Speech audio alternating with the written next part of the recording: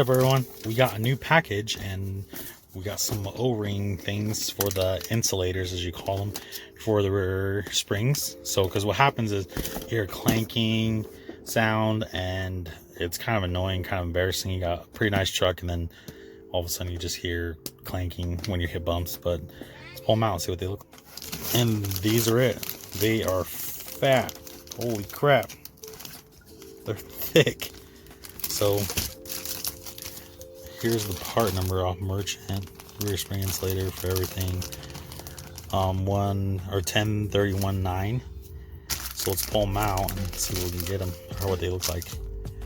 Not what they look like, but fill them out and see what they are. Let's see if we can roll them on good and tight. Okay, there's not that much give. So I want to see. I'm kind of excited to see and feel like how hard it is to get them on, which is always a good thing. Those that they're thick and not thin, and they look all not quality. So let's put them on. Okay, so I don't know if I'll have enough room. I think my springs are just worn out, but they're supposed to just go around this one, so let's roll them on.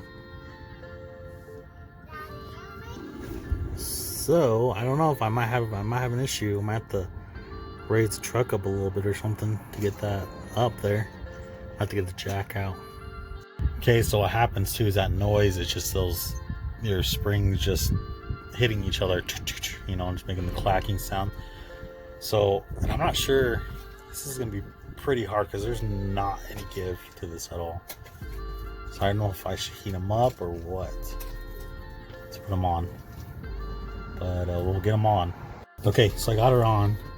So I basically put this side on first and got the screwdriver in and just bent it towards that side and just kept going, and then I just finally got it on. So now it's on. Just make sure you roll it back far enough so it doesn't come off eventually.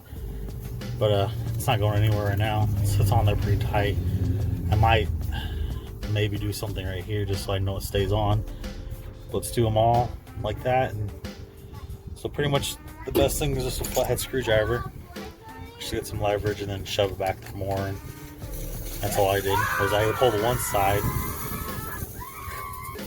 Sorry, my kids are kind of being loud, but so we do that. Just push them forward, and hopefully we'll try them out and see what this sounds like. Sounds better. I'm just kind of raising it up from like right where the mount goes right there, and as you can tell, it's going up a little higher. So I'm gonna try to get in there a little more.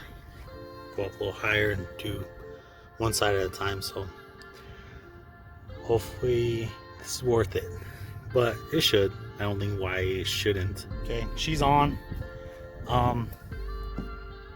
Got her good. That one's, I gotta straighten that spring up or something, but that's it too.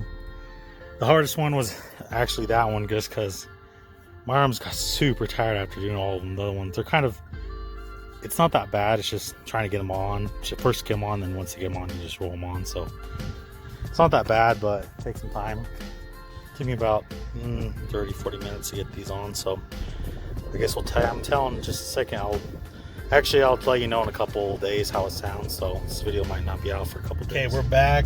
It's been probably about a week and a half now. You know, drove around, went up to the mountains a little bit this week, past weekend, and I have no complaints. I actually think it made the ride a little better, a little softer.